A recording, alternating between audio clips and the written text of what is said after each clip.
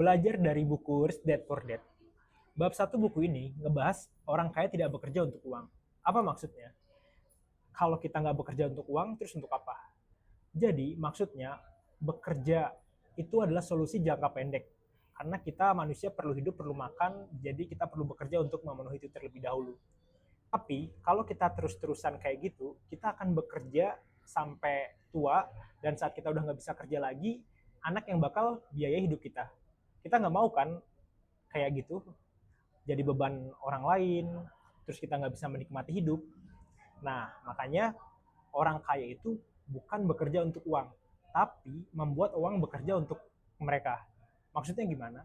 Kalau uang udah bekerja untuk kita, mau kita liburan, kita tidur, uang akan terus mengalir masuk ke dalam kantong kita, guys.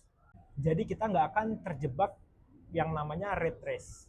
Nah, kalau kalian nggak mau terjebak red race, nggak mau kerja sampai tua, nggak bisa menikmati hidup, dan mau financial freedom, kalian perlu belajar bagaimana uang bekerja untuk kita. Penting banget belajar bagaimana caranya biar uang bekerja untuk kita.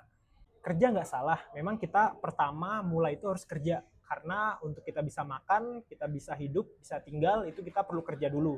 Setelah kita udah kerja, kita harus mikirin gimana caranya untuk uang bekerja untuk kita. Jadi kita perlu belajar dulu nih soal itu. Itu salah satu ilmu keuangan yang dibahas di buku ini. Sebenarnya masih banyak lagi ilmu-ilmu literasi keuangan yang dibahas di sini. Kalau kalian suka, kalian bisa komen untuk lanjut part 2 Rich Dad Poor Dad, atau kalian juga bisa komen untuk mau direview buku yang lain.